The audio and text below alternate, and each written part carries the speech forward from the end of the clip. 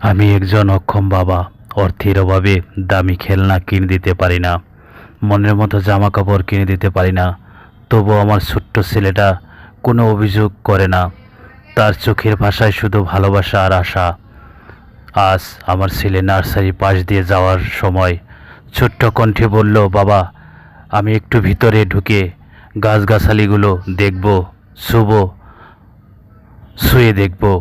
আমি তার সেই ছোট্ট আবদারটুকু ফেলতে পারলাম না। অক্ষম বাবা হয়েও বুকের ভেতর সাহস সঞ্চয় করে ওকে নিয়ে নার্সারির ভেতরে ঢুকে গেলাম।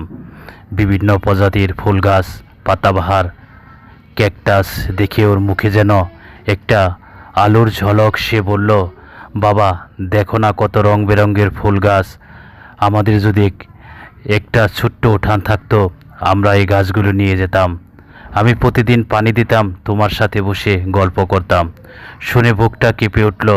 নিজের অসহায়ত্বের সামনে আমি যেন একেবারেই ভেঙে পড়লাম। ছোট্ট বাবাটার ইচ্ছাগুলো খুব সাধারণ, খুব ছোট, তবু আমি সেগুলো পূরণ করতে পারি না। আজ আমার সন্তানরা কষ্ট করে, তবু মুখে হাসি রেখে বলে, বাবা, তুমি পাশে আসো, সেটাই অনেক। এভাবে প্রতিদিন ছোট ছোট ইচ্ছাগুলো গিলে ফেলে ওরা বড় হচ্ছে। আমার হৃদয় বারবার ভেঙে যায়, তবু চেষ্টা করি যদি একদিন ওদের সেই ছোট্ট ছোট্ট স্বপ্নগুলো পূরণ করতে পারি। দয়া করে কেউ যদি এই ভিডিওটি শেয়ার করেন, তবে হয়তো কোনো প্রবাসী ভাই বা হৃদয়বান মানুষের সুনজরে আসবে। কখনো কখনো ভালোবাসা টাকা দিয়ে নয়, মমতা দিয়ে পূর্ণ হয়।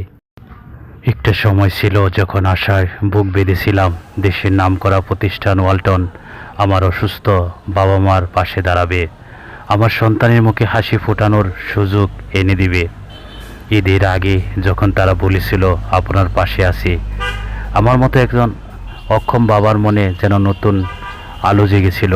মনে হয়েছিল এবার বুঝি বাবার চোখের অপারেশনটা হবে, মায়ের ওষুধটা প্রতিদিন ঠিকমতো কিনে দিতে পারবো। কিন্তু ঈদ পেরিয়ে গেল, দিন যা